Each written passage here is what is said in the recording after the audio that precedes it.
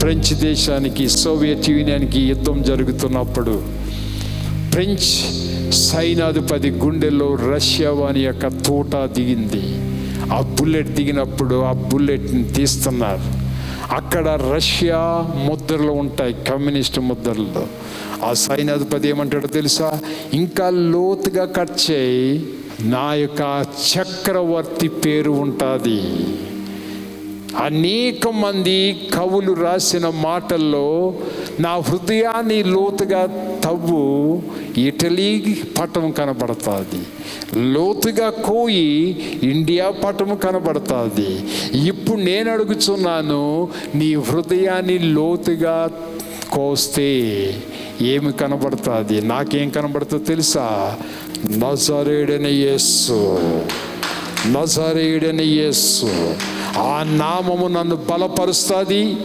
ఆ నామము ప్రతి శోధనలో ఎదుర్కొనే శక్తినిస్తుంది. ఆ నామము అనేక మంది ముందు నిలబడడానికి శక్తినిస్తుంది. That is the only the life.